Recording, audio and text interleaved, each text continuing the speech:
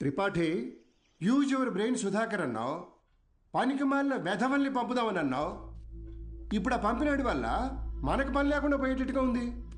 ఒక్కడే కదా, ఒక్కడితో ఆగకపోతే వీడిని ఇన్స్పిరేషన్గా తీసుకుని మిగతా లెక్చరర్స్ కూడా మొదలు పెడితే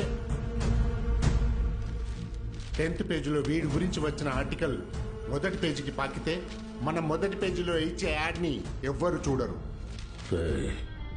బతకలేని పడి పొంతులని పోగేసి వ్యాపారం మొదలుపెట్టిందే నేను. ఆఫ్టర్ ఆల్ ఒకడు దాన్ని పెకిలించడానికి ట్రై చేస్తే చూస్తూ ఊరుకుంటానా? ఇప్పుడు ఆఫ్టర్ ఆల్ జూనియర్ లెక్చరర్ పీకే.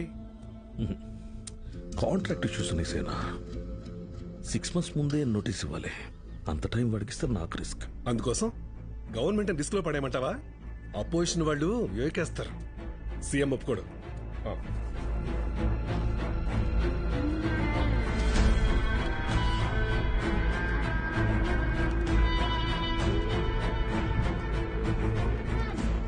ఏంటి త్రిపాఠి, ఇంకో బెంచ్ కారు కొన్నావా? అది నాది కాదు, నీదే. ఏంటి? నా సంగతి సరేనయ్యా, కానీ సీఎం ఒప్పుకోడు.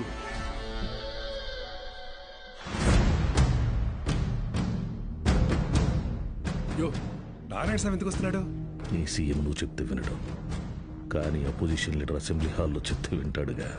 త్రిపాఠి, నాకు చిన్న సాయం చేస్తావా? ఏంటి? దయచేసి నువ్వు రాజకీయాల్లోకి మాత్రం రాకయా. డెఫినెట్ గా రాను. ఎడ్యుకేషన్ లో వచ్చేంత డబ్బు పాలిటిక్స్ లో రాదు. రాష్ట్రంలో నిరుద్యోగ సమస్య రోజు రోజుకి పెరిగిపోతోంది అధ్యక్ష. దీనికి ప్రధాన కారణం ప్రైవేటీకరణ అధ్యక్ష. రోడ్డు కాంట్రాక్టర్లు, రైల్వే కాంట్రాక్టర్లు ఇప్పుడు కొత్తగా గవర్నమెంట్ జూనియర్ కాలేజీలు నడపలేక ఇప్పుడు వాటిని కూడా ప్రైవేటీకరణ చేసేసారు. ప్రెసిడెంట్ గారు మీ ఇంటి దగ్గర పాలు పోయొద్దన్నారండి. కావాలంటే కేంద్రానికి వచ్చి డబ్బులు కట్టి పాలు కొనుక్కోండి, ఏమనుకోద్దు సార్. ఎంప్లాయ్మెంట్ ఎక్స్చేంజ్ దగ్గర లెక్చరర్ల పోస్టుల కోసం దరఖాస్తు చేసుకున్న నా నిరుద్యోగ సోదరులకు ఏం సమాధానం చెప్తుంది ప్రభుత్వం? చదువును ప్రైవేటీకరణ చేస్తున్న ఈ జీవోని వెంటనే రద్దు చేయాలని నేను డిమాండ్ చేస్తున్నాను.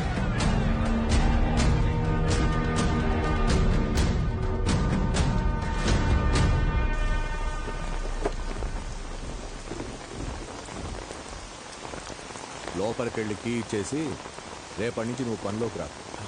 ఏమైంది సార్? వెళ్ళి నీ కొడుకుని అడుగు. సార్,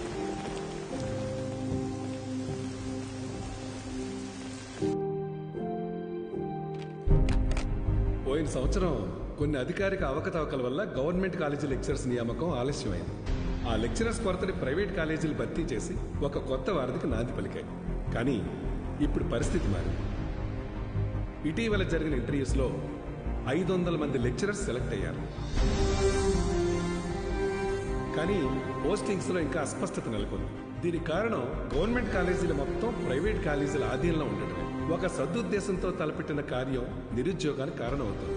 అందుకే ప్రైవేట్ కాలేజీలతో ఆనాడు ఏర్పాటు చేసిన ఎంఓయు రద్దు చేస్తూ జీవోని ఇమ్మీడియట్ గా రివోక్ చేస్తున్నారు. సో గవర్నమెంట్ కాలేజెస్లో ఉన్న ప్రైవేట్ కాలేజ్ లెక్చరర్స్ తిరిగి వాళ్ళ కాలేజీలకు వెళ్లిపోవాలని ఆదేశాలు జారీ చేస్తున్నారు.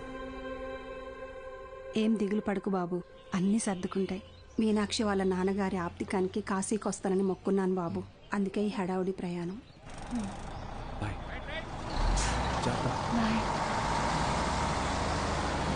సతీ,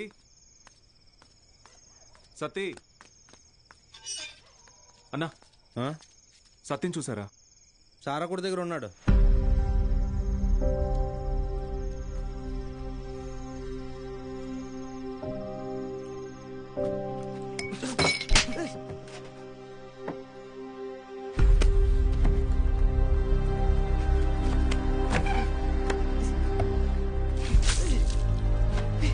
తుడుచుకో.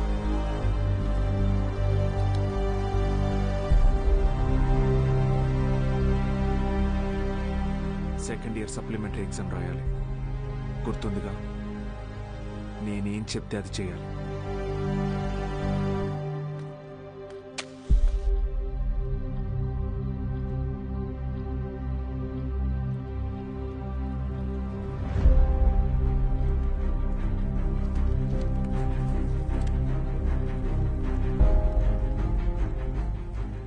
అమ్మ నాన్న పోయారు.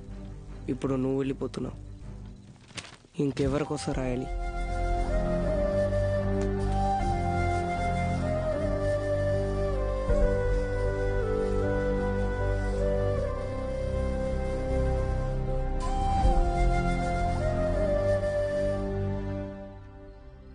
నువ్వు ఇంజనీర్ అవ్వాలని ఆశపడ్డావు, కానీ నేను చదివించలేకపోయాను. నన్ను క్షమించరా. ఎందుకు ఇప్పుడు ఓడిపోయాను? నీ వల్ల అక్కడ ఒక్క స్టూడెంట్ ప్రయోజకుడైనా నేను గెలిచినట్టు భావిస్తాను. వాళ్ళ అమ్మా నాన్న ఆనందం వెనక నా కొడుకున్నాడని గర్వపడతాను. ఇప్పుడు ఏమైందని, ఎందుకు జరిగిపోయింది దాని గురించి బాధపడుతున్నావు? రే, అడిగింది కొనివ్వకపోతే ఆ పిల్లలు ఒక్కరోజే ఏడుస్తారు.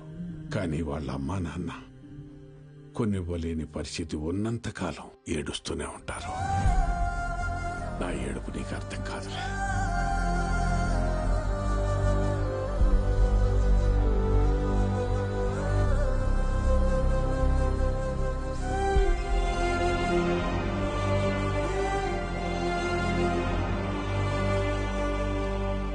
వాళ్ళు గెలిచామనుకున్నారు, కానీ అస్సలు యుద్ధం అప్పుడే మొదలైంది. ఇంటర్ ఫస్ట్ ఇయర్లో పేర్లు ఇచ్చినట్టు ఇచ్చి మళ్ళీ వెనక్కి వెళ్ళిపోయారండి, లెక్చరర్లు లేరని.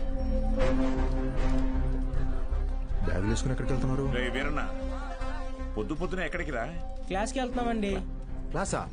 ఇంకా సెలవులు ఇవ్వలేదు, అప్పుడే క్లాస్ ఏంటండి? మరి ఎక్కడికి వెళ్తున్నారు? పదండి చూద్దాం.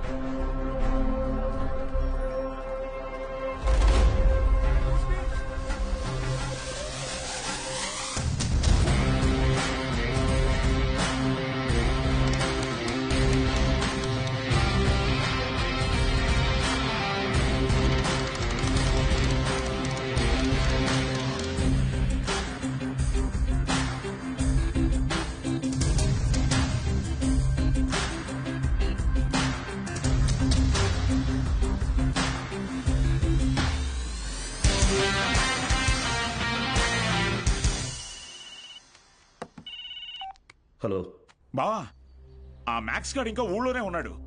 పొలంలో పాకేసి ప్రైవేట్ పెట్టేశాడు. ఏం చేయమంటావు బావా? హలో రే దత్తమ్మ, వాడు పాకేసింది నీ ఊర్లోనేగా. ఊరు ప్రెసిడెంట్ అయ్యింటే నన్ను అడుగుతున్నావా? రే, ఆ పొలం ఎవరిదో కనుక్కోండి.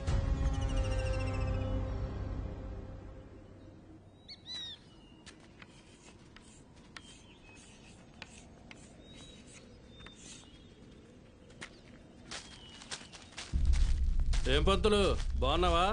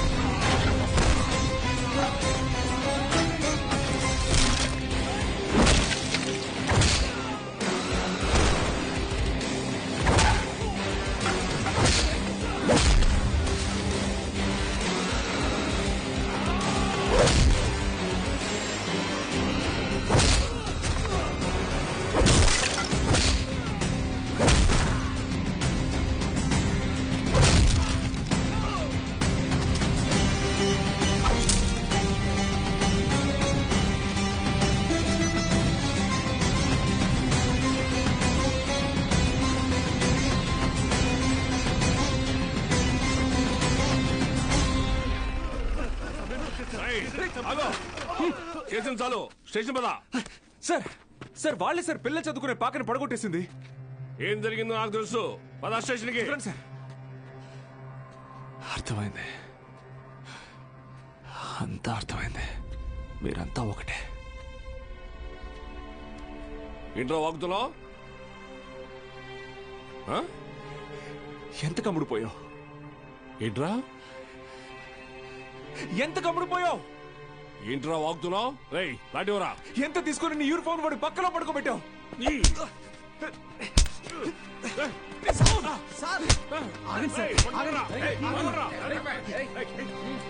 పోలీసు మీద చేంజ్ చేసుకుంటావా? నిన్ను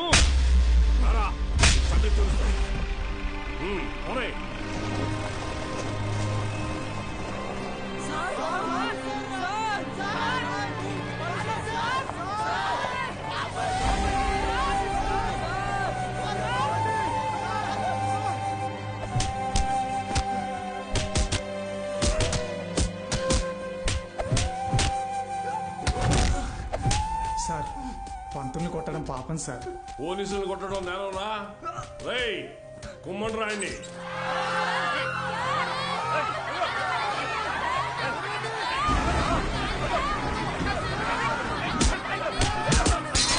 అయ్యా ప్రెసిడెంట్ గారు, మన బాలు సార్ని పోలీసులు అరెస్ట్ చేశారు. మీరు కొంచెం. మన బాలు సారా? ఏంటండి బాగా క్లోజ్ అయిపోయినట్టున్నారు? అది కాదు, కారణం లేకుండా కొట్టడానికి పోలీసు వాళ్ళకి ఏమైనా పిచ్చా? వాడు మన సుబ్బయ్య పొలాన్ని ఆక్రమించాడు. సుబ్బయ్య కేసు పెట్టాడు, వాళ్ళు అరెస్ట్ చేశారు. అబద్ధం. పిల్లలకి చదువు చెప్పడానికి సుబ్బయ్యని అడిగి ఆ స్థలంలో పాక వేశారు. చెప్పరా? చెప్పరా? మీకు ఫోను. ఎవరు? ఎస్ఐ గారు. హలో సార్, ఇక్కడ స్టేషన్ ముందు కాలేజీ పిల్లలు గొడవ చేస్తున్నారు సార్. 4 తగిలించండి, వాళ్లే పోతారు. వాళ్ళల్లో మీ అమ్మాయి కూడా ఉంది. ఏంటి?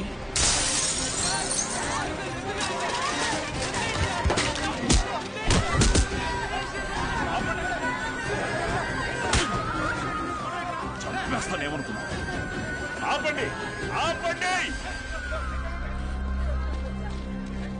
నోరు మూసుకుని మీ అమ్మా బాబులతో ఇంటికి పండి.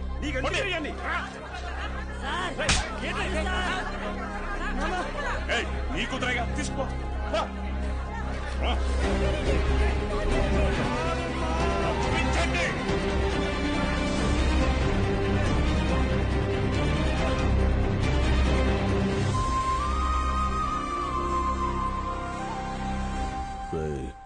వాడిని జైల్లో వేసి గాంధీని చేయకండి. వాడు ఆ ఊరు వదిలి వెళ్ళిపోవాలి. హీరోలా కాదు, అనాథలా. జూనియర్ కళాశాల నిధులను కాజేసి అవినీతికి పాల్పడినందుకు గాను, సుబ్బయ్య పొలాన్ని ఆక్రమించుకోవడానికి ప్రయత్నించినందుకు గాను, న్యాయం అడటానికి వెళ్లిన పంచాయతీ సభ్యుల మీద, ప్రభుత్వ ఉద్యోగుల మీద చేయి చేసుకున్నందుకు గాను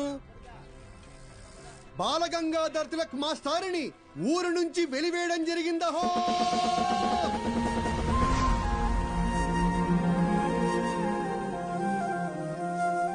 ప్రెసిడెంట్ గారు పిలిచారంట. చెప్పుడింది తొందరగా కుట్టివు.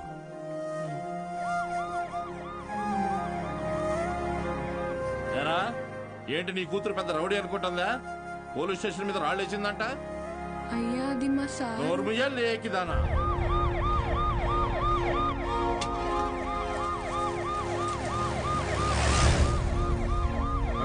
పంజుడు అటు చూస్తున్నావా?